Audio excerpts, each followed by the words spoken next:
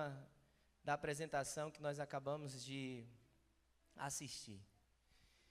E talvez essa pergunta que fazemos ou que buscamos responder hoje, ela já passou pela sua cabeça.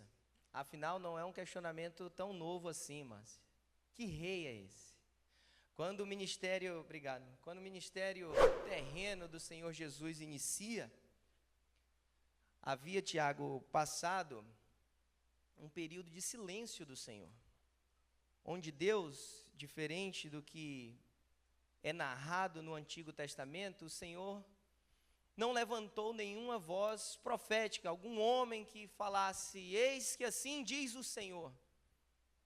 Então é nesse período de silêncio que não só a dor, Elga, pelo silêncio de Deus, mas também a expectativa de que um dia esse silêncio seria rompido, porque o rei chegaria e traria libertação ao povo de Deus, que naquela ocasião estava oprimido pelos romanos, mas que na verdade estava vivendo sucessivas opressões, digamos assim, porque desde que o povo começou a sofrer pelos povos vizinhos em razão da obediência de Deus, ou da desobediência a Deus, nós temos ali naquela região de Israel, na região da Palestina, uma sucessiva irmandúcia entrada de reinos.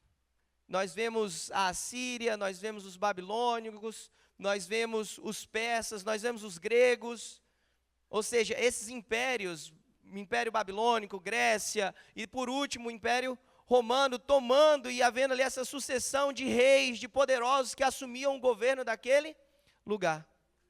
E o povo de Deus, nessa dor / inquietação, imaginava, é agora. E aí surge esse homem estranho, não Mike, mas João Batista, excêntrico, como foi falado. A Bíblia diz que ele se vestia com roupas de pele de animal, seu cinto era de couro também de animal. E aí ele vem rompendo esse silêncio então e anunciando agora a chegada de um rei. Mas a pergunta, irmã Dulce, continua na minha e na sua vida: que rei é esse? E quando eu penso, Mauro, em como abordamos essa pergunta, a mesma pergunta ela pode ser feita com diferentes intenções no coração, concorda? Existe talvez aqueles que perguntam com toda a sinceridade pelo desconhecimento, dizendo, mas afinal que rei é esse? De quem vocês estão falando? Ou trazendo para o nosso contexto hoje, afinal, quem vocês estão adorando? Por que cantam? Por que leem a Bíblia? Por que oram? Afinal, que rei é esse? Essa pergunta ecoa no coração dos que desconhecem esse rei.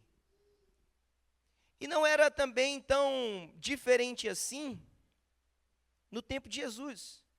Afinal, quando aqueles que são conhecidos como reis magos ou os sábios vindos do Oriente, eles chegam em Jerusalém, aquela central política e religiosa, eles perguntam lá e param para perguntar a Herodes, chegam até o palácio perguntando, onde é que está o rei dos judeus? É aqui que é nascido o rei dos judeus? E aí Herodes, na verdade, não por um desejo de adorar esse rei, Emerson, mas na verdade por não saber e depois por temer o seu próprio trono, pergunta, conte-me mais sobre esse rei.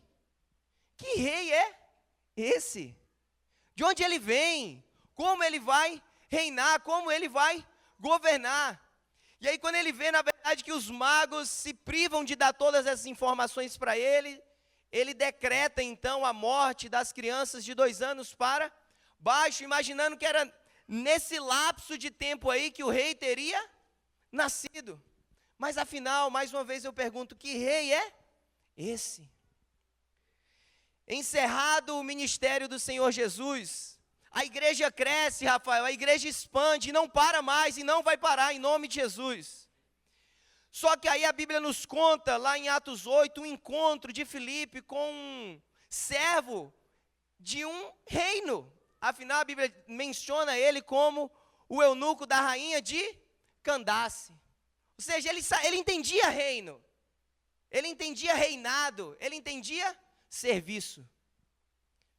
E aí, movido pelo Espírito Santo de Deus, Fábio, Filipe se aproxima desse homem e aí ele pergunta: você entende o que você está lendo? E aí ele diz: não.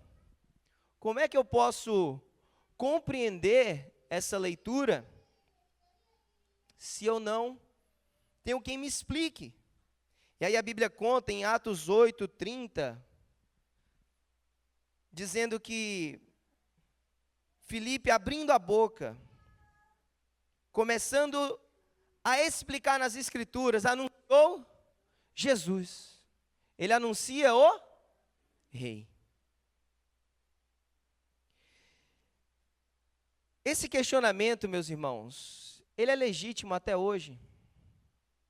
E eu digo que ele é legítimo até hoje, Egésio, porque existe um grande grupo, estima-se que possivelmente 40% da população mundial ainda não ouviu a respeito desse rei. E talvez na mente e no coração dessas pessoas ecoa essa mesma pergunta, não por descrença, mas por desconhecimento. Que rei é esse? E aí eu tenho duas notícias para nós nessa manhã. Primeiro é que nós somos felizardos, abençoados, agraciados, como você quiser definir isso, porque você está tendo a oportunidade de ouvir a mensagem do Senhor a respeito desse rei que mudou a história e reina eternamente. Você e eu que já sabemos dessa história, vem agora a responsabilidade de seguir anunciando esse rei para aqueles que não conhecem esse rei. Paulo, escrevendo aos Romanos, no capítulo 10, verso 14, ele diz: como, pois, invocarão aquele que não creram? Mas, afinal, também, como eles crerão se eles não ouviram falar? E como ouvirão falar se não há quem pregue? Esse é o apelo para nós. Precisamos anunciar esse rei. Deixa eu te falar algo. Nesse Natal, chama a tua família, reúne os teus filhos, esposo, esposa, primos, tios, reúne quem você puder. Só não deixa que esse Natal na sua casa, esse rei não seja anunciado. Anuncie esse rei. Não deixe essa estação tão festiva ofuscar o brilho daquele que é a razão da nossa vida, que é o Rei Jesus. Mas essa pergunta, Mauro, como eu falei, ela não é simplesmente a mesma pergunta com única razão ou intenção. Mas ela pode surgir de um coração que desconhece, afinal, quem é esse rei? Mas também ela pode surgir a partir de uma descrença ou uma desconfiança. Não mais pelo desconhecimento, agora mais pela desconfiança. No sentido de, afinal, como é que ele pode ser um rei? Que rei é esse? Quem disse isso? Já perguntou algo assim, mas quem disse isso? Ou como é que pode, Maria, isso acontecer? Como é que ele pode ser um rei tão humilde, servo? Cadê esse poderio? Cadê o seu exército? Cadê as suas armas? Cadê o domínio? E eu te convido a não cair nesse grupo, meu irmão. Você, amigo que nos visita, com todo amor no meu coração, eu preciso te anunciar a verdade. Não caia nesse grupo daqueles que, ouvindo a respeito do rei, limitaram-se a esperar dele uma resposta terrena sobre o seu reino. E eu também não digo que isso é novo, afinal, os próprios discípulos que caminharam com Jesus agora morto e ressurreto, passou 40 dias, a palavra de Deus em Atos 1 vai dizer que ele passou 40 dias explicando as coisas do reino. E aí quando ele está no momento da sua ascensão, ou seja, da volta aos céus, os discípulos que viram milagres, que ouviram o sermão ou sermões, que testificaram da ressurreição, olham para o Cristo ressurreto, irmã Sara, e dizem: é agora que o Senhor vai restaurar o reino a Israel. No sentido de, eu não acredito que vai acabar assim. A gente ainda oprimido, a gente ainda subjugado. Mais que isso, agora a gente tendo que anunciar uma palavra que não vai nos trazer mais opressão. Homens e mulheres, mesmo durante o ministério terreno do Senhor Jesus, tiveram essa mesma questão, essa mesma desconfiança. Os judeus, nem se fala. Aqueles que estavam incomodados pelo silêncio de Deus, ou seja, aqueles que eram o povo de Deus, que sabiam de profecias do Antigo Testamento. Quando questionado, Tiago, sobre quem de fato deveria ser, eles acreditando que ia ser simplesmente o filho de Davi, ou seja, um descendente de Davi, o rei poderoso, o rei Davi. Se você já ouviu alguma história, um rei poderoso que impulsionou o reino do Senhor, o reino de Israel, o povo de Deus na terra. E eles esperavam então que esse Cristo não fosse tão humilde, fraco ou estranho assim, na perspectiva terrena. Mas eles esperavam que fosse alguém grandioso. E por frustrar as suas expectativas terrenas, eles desacreditaram do Senhor. Alguns, criticando o Senhor, diziam: ele é um beberrão. E o Senhor repreende eles, mas eles disseram: olha, ele é um beberrão, ele senta com gente estranha, ele senta com pecadores. Se relaciona com gente que, na verdade, a gente devia estar excluindo e não abraçando para um reino. Para um reino prosperar, não deveria ter esse tipo de gente. E o Senhor Jesus vai frustrando essas expectativas. O que é interessante é observar que o próprio João, em algum momento na sua caminhada, também sofrendo opressão e perseguição, ele manda 2 dos seus discípulos encontrarem o próprio Cristo e dizer: é o Senhor mesmo aquele que tinha que vir, ou a gente deve esperar outro? É o Senhor mesmo? É o Rei? É o Senhor? Ou, na verdade, é só uma preparação para um rei que vai vir de fato? Não é possível. Eu estou aqui preso. Já já vou ser decapitado. Cadê meu rei? Se fosse baiano, com todo respeito, diria: ô meu rei. Mas, meu irmão, nós não podemos cair nesse grupo que coloca os olhos tão terrenos a respeito do rei e do próprio reino do Senhor. Afinal, o reino é dos céus. E nós, como igreja, os irmãos já sabem, nós estamos nesse ano da prioridade do reino de Deus. E o que mais nós temos que lutar é contra a perspectiva terrena da nossa relação com o Senhor. E é por isso que a mensagem, então, do próprio João Batista e depois do próprio Cristo é: arrependam-se. Arrependam-se, pois é chegado o reino dos céus. Arrependam-se, mudem a forma de vocês pensar, ou da forma que vocês pensam. Mudem a forma que vocês enxergam o mundo. Voltem os seus olhos não para as coisas terrenas, se distanciando assim de Deus, mas arrependam-se, ou seja, mudem o curso da vida de vocês, para que na verdade vocês possam caminhar para mais perto de Deus. Olhando para os céus, vocês não se distanciam, na verdade vocês se aproximam. E quanto mais próximo da realidade celestial, mais impacto eu e você temos nessa terra. E a mensagem ecoa até hoje: arrependam-se. Não deixa essa perspectiva terrena gerar descrença no teu coração a respeito do Rei Jesus e do reino dos céus. Porque aí, Mauro, tem uma outra forma, uma terceira forma que eu vejo de fazer essa mesma pergunta. E eu defino essa como a forma, talvez, do estar maravilhado. Sabe, quando você olha algo e você fala assim: uau, que rei é esse? No sentido de quem poderia ser tão grandioso assim. E a gente só vai poder estar maravilhado com o Senhor se a nossa perspectiva não for terrena.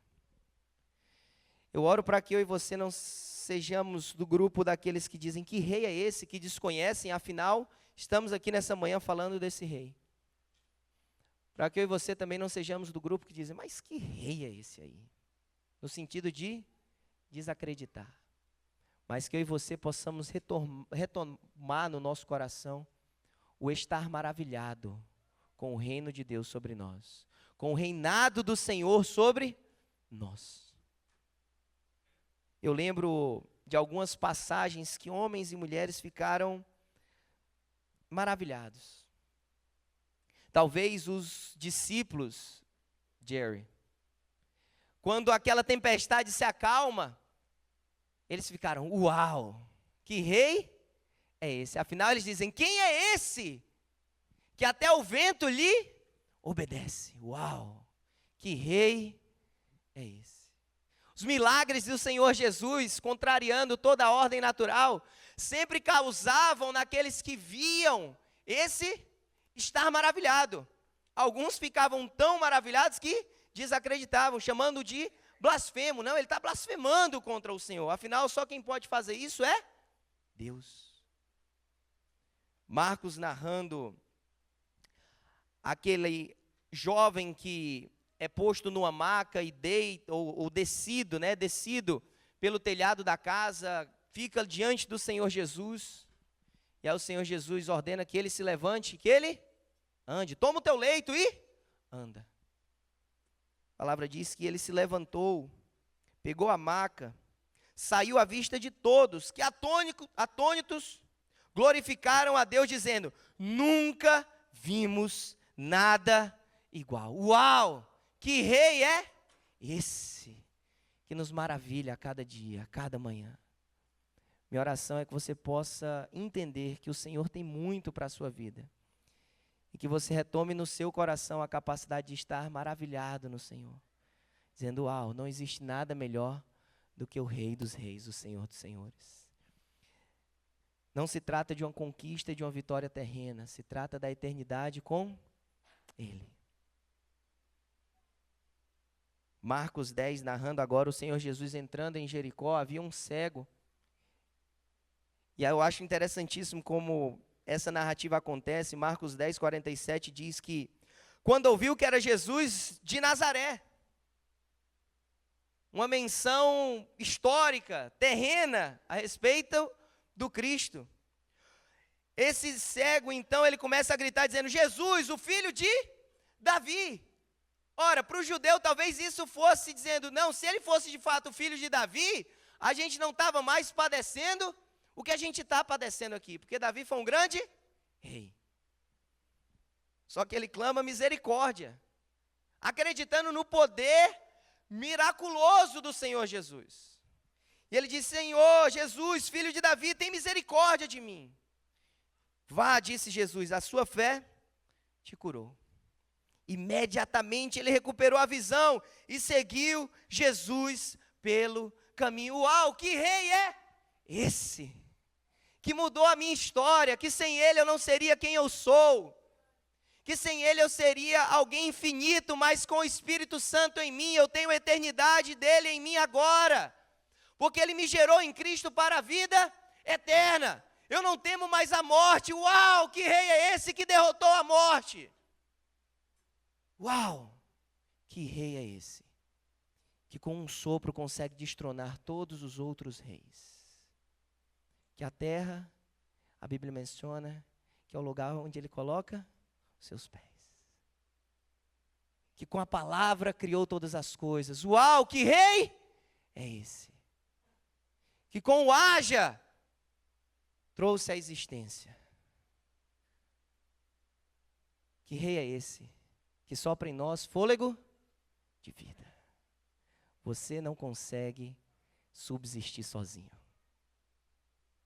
Se ele te roubar o ar hoje, ou se ele te privar, deixa eu dizer assim, você não consegue dizer, eu sou autossuficiente. Uau, que rei é esse que mesmo quando eu dou as costas, volta e diz: eu te amo, meu filho. Tem espaço para você na mesa. Que rei é esse, meu irmão? Deixa eu te falar algo, a melhor coisa para você é servir a esse rei. A melhor coisa para você é pertencer a esse reino. Porque só dentro desse reino, obedecendo a esse rei, nós estamos de fato protegidos. Porque a eternidade é o que nos espera. Distante desse reino, em desobediência a esse rei, a morte é o que nos aguarda. A cena final que nós fizemos, e aí para concluir, a cena final que nós fizemos é o batismo desse rei, que não precisava ser batizado, afinal não pecou. Ora, se João convidava a esse batismo de arrependimento, ele não tinha do que se arrepender. Mas olha que rei tão humilde, que subjugou a esse ato para que se cumprissem as Escrituras. E por isso que há um convite também na minha e na sua vida, para nós mergulharmos nas águas em batismo, reconhecendo que morremos para nós e vivemos para Deus. A voz que ecoa dos céus, então, quando o Senhor Jesus está sendo batizado, ela é composta de duas frases que remetem ao Antigo Testamento. Há profecias lá no Antigo Testamento, Frank. A primeira frase é: esse é o meu filho amado. E essa é uma referência a Salmo 2, verso 7, que é uma descrição no Antigo Testamento, a expectativa de um Messias que viria como rei, poderoso, aquele que haveria de vir da parte de Deus, de fato, para libertar o seu povo. Salmo 2, verso 7. Esse salmo faz referência a esse guerreiro, rei poderoso. Mas a voz também fala, não só esse é meu filho amado, mas ele fala, em quem eu tenho prazer, ou em quem eu me agrado, como você queira assim, memorizar e traduzir. Ora, essa já é uma referência a Isaías 42, 1, Priscila. Isaías 42, ele na verdade está falando sobre um servo sofredor, que pelo sofrer em obediência, traz prazer.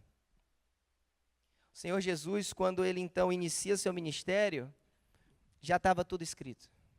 Ele haveria sim de ser esse rei poderoso, mas que se despiu desse trono de glória, dessa coroa brilhosa que nós vimos, para vestir uma coroa de espinhos.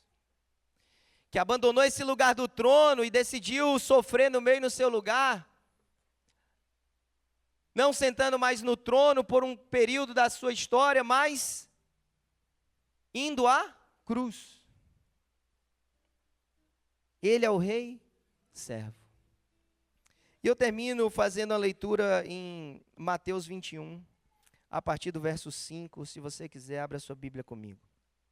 Mateus 21, a partir do verso 5. A palavra de Deus menciona aqui a entrada do Senhor Jesus a Jerusalém, já na caminhada final, antes da sua crucificação, naquela semana em que ele haveria de ser posto diante da cruz. E aí, a partir do verso 5, temos a leitura que diz: diga à cidade de Sião, eis que o seu rei vem, humilde, montado em um jumento, num jumentinho, cria de jumenta. Os discípulos foram e fizeram o que Jesus tinha ordenado, trouxeram a jumento e o jumentinho, colocaram sobre eles os seus mantos, e sobre estes Jesus montou. Uma grande multidão estendeu os mantos pelo caminho, outros cortavam ramos de árvores, espalhavam pelo caminho. A multidão que ia diante dele, e os que seguiam gritavam, Hosana, Hosana ao filho de Davi, bendito é o que vem, em nome do Senhor, Hosana nas alturas. Quando Jesus entrou em Jerusalém, toda a cidade ficou agitada, e perguntavam, quem é esse? Que rei é esse? A multidão respondia, ele é Jesus, o profeta de Nazaré da Galileia. Que rei é esse. É Jesus, o Cristo, que deu a vida por mim e por você. Que a morte não foi capaz de detê-lo, mas que ele está vivo, reina soberano. E que nós somos convidados a entregar a vida para esse rei ainda hoje. Quem é você, meu irmão? Quem é você, amigo que nos visita? Diante dessa pergunta, que rei é esse? Você ainda desconhece esse rei? Você desacredita desse rei? Ou você decide hoje se entregar para esse rei e dizer: eu quero ficar maravilhado. Afinal, ninguém é como esse rei.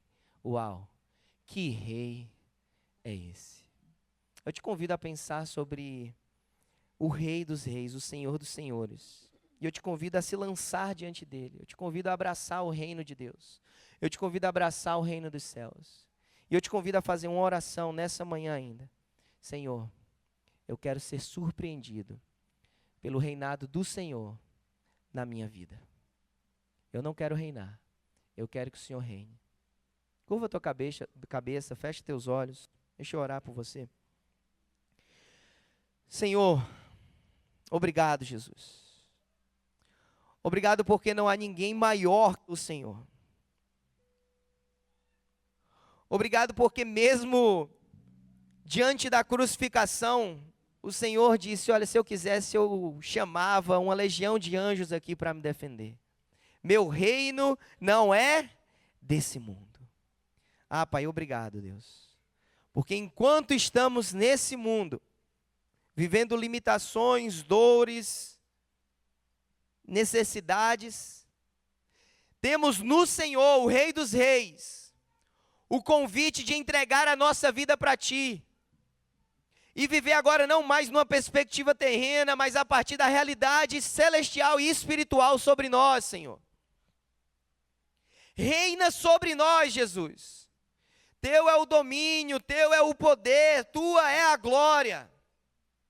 Eu oro, Pai, para que desde as crianças, os adolescentes, jovens e adultos, possam render a vida ao Senhor. Entregando tudo que são, meu Deus, sonhos, planos, família. Rendemos ao Senhor, porque ninguém pode prevalecer ao Rei dos Reis, o Senhor dos Senhores, Jesus Cristo. Mais uma vez te pedimos, Pai, reina sobre nós, em nome de Jesus. Amém, Jesus.